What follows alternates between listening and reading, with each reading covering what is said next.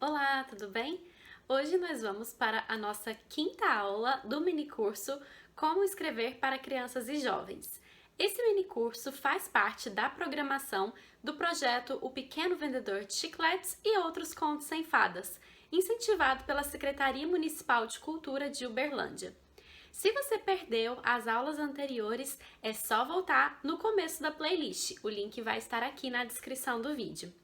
Lembro também que, além dessa playlist, existe uma outra playlist que eu comecei no dia 2 de abril, Dia Mundial do Livro Infanto-Juvenil e aniversário de Hans Christian Andersen, contendo as 5 primeiras histórias da coletânea O Pequeno Vendedor de Chicletes, além de algumas informações sobre o autor que inspirou a obra e também sobre como foi a construção do livro.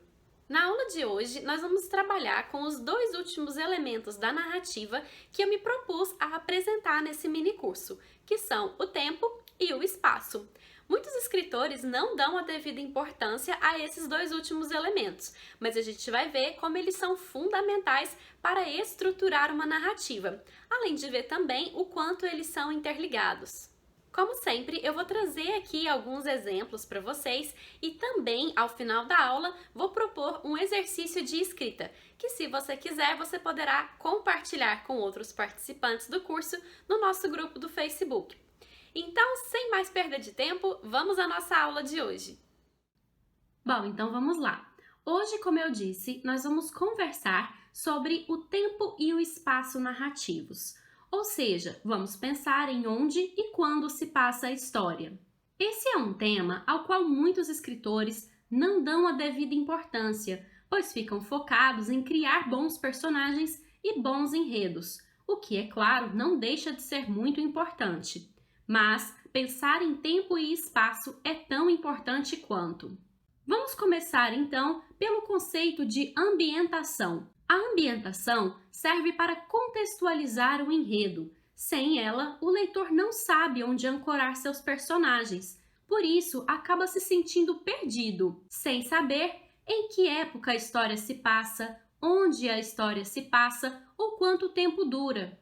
E esses são alguns exemplos de tipos de confusões que nós queremos evitar. Além disso, é importante observar que a ambientação vai muito além das descrições físicas do lugar onde a história se passa. Afinal, isso cabe ao espaço, dentre, é claro, outras funções que nós iremos abordar. Isso acontece pois o mesmo espaço pode ter ambientações diferentes. Afinal, numa mesma sala, podemos sentir um ambiente tenso ou um ambiente descontraído. Além, é claro, do fato de que os personagens irão perceber o espaço de formas diferentes e que até mesmo um mesmo personagem pode sentir um ambiente diferente no mesmo espaço em diferentes épocas, o que é mais uma evidência de que tempo e espaço estão intimamente relacionados. No último tópico, cabe destacar que a ambientação, como eu disse, está relacionada ao personagem, unindo, portanto, o tempo e o espaço de forma a dar o clima da narrativa, a atmosfera da narrativa. Não é à toa que existem expressões como o clima está pesado ou a atmosfera do lugar está tensa. Tudo isso diz respeito ao conceito de ambientação. E é muito importante pensar em como ela irá afetar os personagens ao longo do enredo. Mas vamos agora pensar em tempo e espaço separadamente, mas apenas por funções didáticas, porque, como eu disse e estou reiterando, os dois elementos estão interligados. Vejamos então algumas características do espaço. O espaço não existe numa narrativa apenas para enfeitar o cenário, como muitos escritores acreditam que seja. E o que destaco aqui é que o personagem deve interagir com o espaço por meio de estímulos sensoriais. Quanto maior o número de sensações físicas experimentadas pelo personagem, mais o leitor irá acreditar na história e mais se deixará envolver por ela. Esse tópico é muito importante para que o espaço não pareça apenas um pano de fundo, e sim um elemento integrado à trama de forma harmônica e coerente. No segundo tópico desse slide, vemos também que o espaço pode ser horrível ou maravilhoso, real ou imaginário, determinante ou não determinante. Essas duas últimas características dizem respeito ao grau de influência que o espaço terá sobre os personagens, uma vez que em espaços distópicos, por exemplo, o espaço pode ser a causa da movimentação do personagem. Mas vejamos agora algumas de suas funções. O espaço pode servir para caracterizar personagens.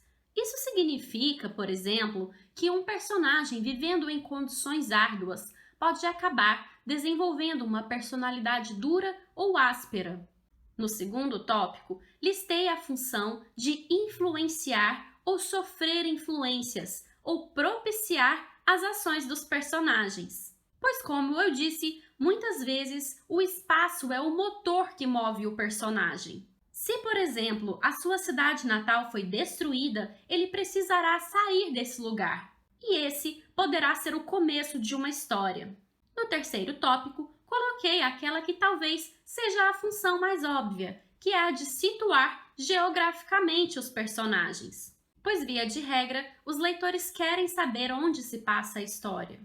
E, por último, listei também a função de representar os sentimentos dos personagens. Nesta imagem, por exemplo, vemos uma criança com um ar bastante abatido e melancólico. E do lado de fora da janela, podemos observar gotas de chuva e um ar nublado que parece refletir os sentimentos do personagem.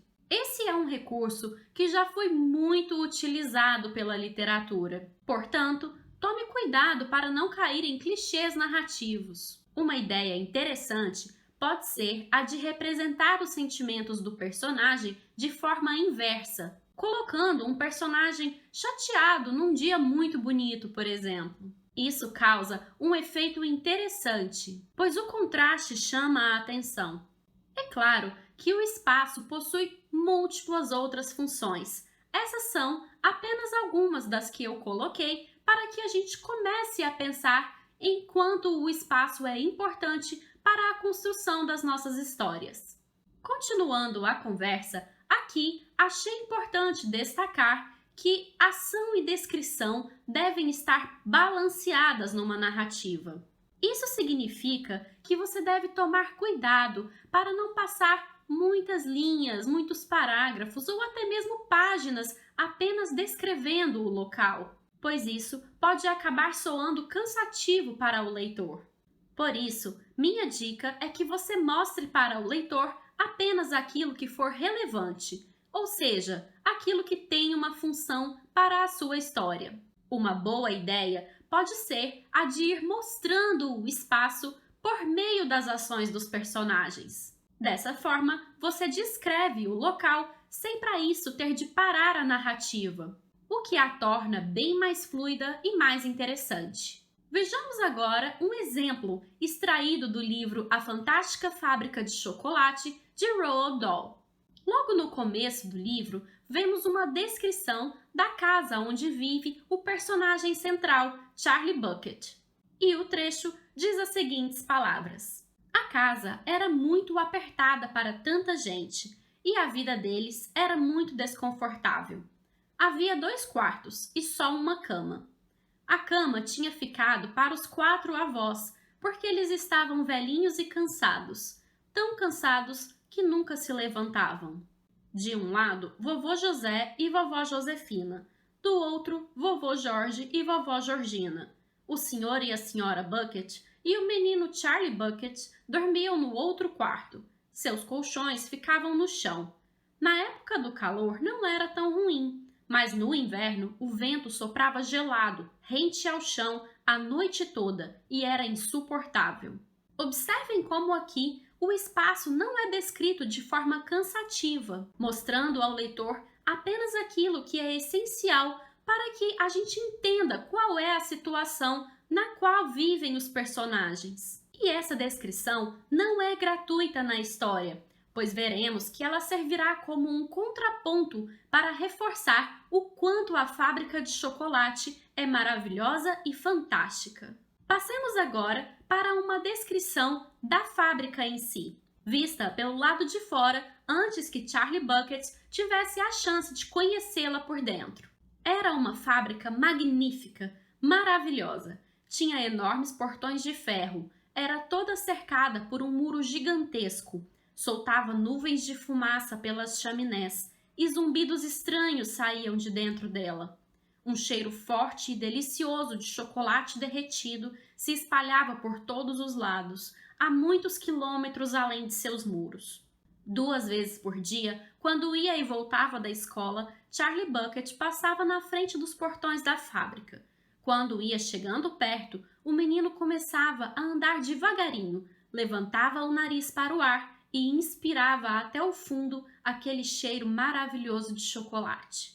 Eu trouxe esse trecho para mostrar aquilo que eu falei sobre a importância de usar os sentidos. Aqui temos a visão, ao observar a estrutura da fábrica e as nuvens de fumaça que saem pelas chaminés. Temos também os zumbidos que saem de dentro dela e que dizem respeito ao sentido da audição. E, é claro, temos o cheiro do chocolate, que é, nessa cena, a sensação mais importante para o personagem. Tanto que, quando se aproxima da fábrica, ele até começa a andar mais devagar para inspirar o cheiro do chocolate. Mas vamos agora a um breve estudo sobre o tempo. O tempo da ficção segue uma lógica diferente do tempo da natureza, pois ele é manipulável. Você, escritor, pode narrar eventos do futuro, voltar ao passado, deter-se no presente, acelerar o tempo, comprimi-lo, invertê-lo, enfim, fazer qualquer coisa que lhe pareça mais interessante, desde, é claro, que isso tenha uma função, pois, do contrário, isso só servirá para deixar o leitor perdido. Aqui, farei uma breve distinção sobre o tempo do discurso e o tempo da história. O tempo do discurso é o tempo conforme apresentado pelo texto, e o tempo da história é aquele cronometrado dentro do universo dos personagens. Isso fica claro, por exemplo, quando em apenas um parágrafo vemos um longo período de tempo se passando na vida do personagem. Em apenas poucas linhas, ou seja, no tempo do discurso, podemos ver passar um longo tempo da história. E o contrário também é verdadeiro, pois podemos desacelerar uma cena para vê-la como se estivesse em câmera lenta, o que é algo que sentimos até mesmo na realidade, pois quem já não sentiu que o tempo havia passado depressa demais ou lento demais, dependendo da ambientação. Além disso, é importante lembrar que também há uma distinção entre o tempo cronológico e o tempo psicológico das personagens, o que tem muito a ver com isso que eu acabei de falar sobre a forma como sentimos a passagem do tempo.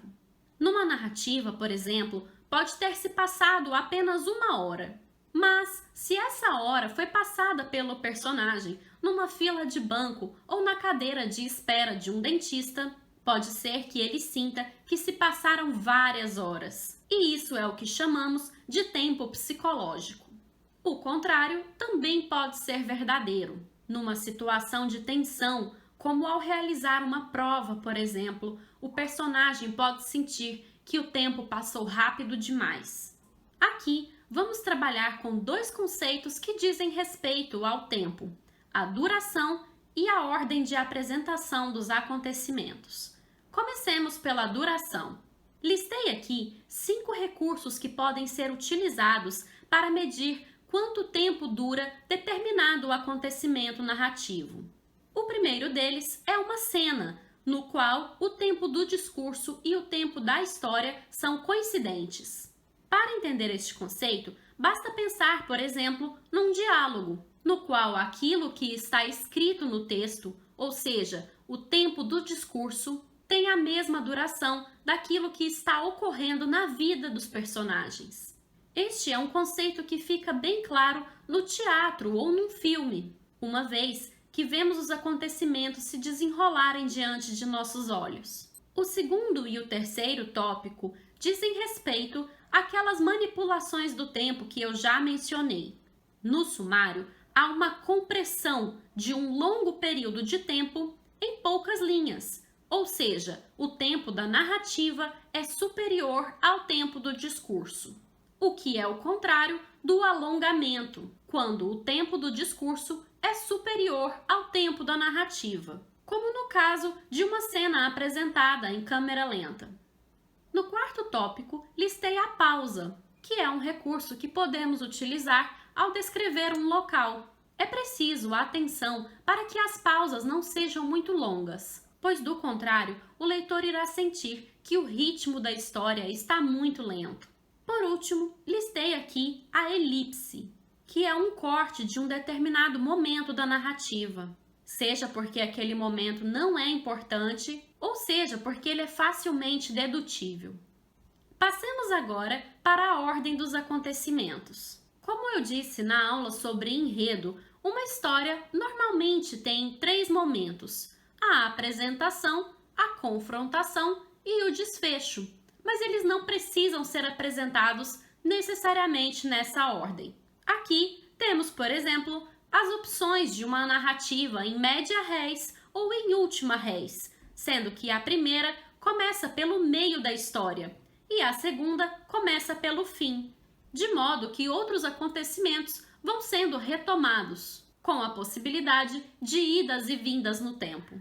Ao trabalhar com a apresentação da ordem dos acontecimentos de maneira não linear, é importante que o escritor tenha muita clareza da história que pretende contar, para não criar incoerências. Nos 2 últimos tópicos, citei mais 2 recursos, a analepse e a prolepse, que na linguagem do cinema chamamos de flashback ou flash forward, sendo o flashback referente à rememoração de acontecimentos do passado e o flash forward à apresentação de acontecimentos que ainda irão ocorrer. Mas atenção, tome cuidado para não fazer muitos flashbacks ou flash forwards, pois o leitor quer saber o que está acontecendo no presente da narrativa. Vejamos agora um trecho de Os Risadinhas, de Rod Doyle, para exemplificar uma boa manipulação do tempo. Neste livro, que é um livro relativamente extenso, toda a história se passa entre o momento que o Sr. Mac sai de sua casa para ir ao trabalho e pisa num cocô de cachorro. As crianças costumam se divertir bastante com essa história, e eu a acho um ótimo exemplo de manipulação temporal, pois o autor faz um excelente uso dos recursos de ordem e duração. Vejamos agora um pequeno trecho, no qual o Sr. Mac está bem próximo do cocô do cachorro, sendo observado pelos risadinhas, que são as criaturas que colocaram o cocô em seu caminho, pois essa é a punição que eles infligem aos adultos que são malvados com as crianças. O trecho diz as seguintes palavras: 4 passos, 3 passos, 2 passos. O Sr. Mac já tinha visto a gaivota o suficiente. Ele iria se virar, bem a tempo de ver o cocô, mas a gaivota falou de novo. Peixe, disse a gaivota, nem me fale de peixe. 4 passos, 3 passos, 2 passos, 1. O pé esquerdo do Sr. Mac estava bem em cima do negócio do cachorro, a sola do seu sapato a exatamente 41,5 centímetros do topo do cocô. Então, o Sr. Mac achou ter ouvido umas risadinhas, e ele estava certo, ele ouviu risadinhas. Os risadinhas estavam assistindo ao Sr. Mac se aproximar do cocô, contando seus passos. Quantos faltam? 4. E agora? 3. E agora? 2. Então ouviram a gaivota falando e se esconderam atrás do muro, enquanto o Sr. Mac caminhava diretamente rumo ao cocô. E agora? 1. Eles esperaram. Como eu disse, esse é um livro extenso, que se estende por mais de 100 páginas, de modo que o autor precisa utilizar uma série de recursos para criar uma narrativa interessante. Para fechar a nossa aula de hoje, vamos então ao nosso exercício, que eu chamei de A Casa do Personagem. A proposta é a de que você descreva o ambiente onde vive o seu personagem, atentando para as sensações evocadas. Em seguida, repita o exercício pensando em outro momento da vida do personagem, seja no passado ou no futuro. pois assim poderemos ilustrar como um mesmo espaço pode ter ambientações diferentes, a depender do estado do personagem ou do momento em que ele se encontra em sua vida. Portanto, mãos à obra! E não se esqueça de que se você se sentir à vontade para compartilhar o resultado da sua produção, basta acessar o nosso grupo no Facebook. Lembro ainda que se você tiver qualquer dúvida, pode deixá-la aqui nos comentários ou lá no grupo, que se estiver ao meu alcance, eu terei o maior prazer em responder. Essa foi a nossa quinta aula do minicurso Como Escrever para Crianças e Jovens, e eu espero que você tenha gostado. Se você gostou desse vídeo, não esquece de deixar a sua curtida, um comentário aqui embaixo, de se inscrever no canal e ativar o sininho, porque a gente ainda tem mais uma aula para fechar esse mini curso. Na última aula, eu vou passar algumas dicas práticas e também vou propor o nosso exercício final de escrita. Então não perde, porque a gente vai fechar com chave de ouro. Lembro que a coletânea O Pequeno Vendedor de Chicletes está disponível na loja do blog Recanto da Prosa e que nós ainda estamos com um preço super especial de lançamento. Então já corre lá na lojinha e já garanta o seu. Se você quiser mais informações sobre o projeto, é só acessar o recantodaprosa.com/O Pequeno Vendedor de Chicletes. O link também vai estar aqui na descrição. Então é isso, espero que você esteja gostando do mini curso, espero te ver na última aula e hoje vou ficando por aqui. Um beijo!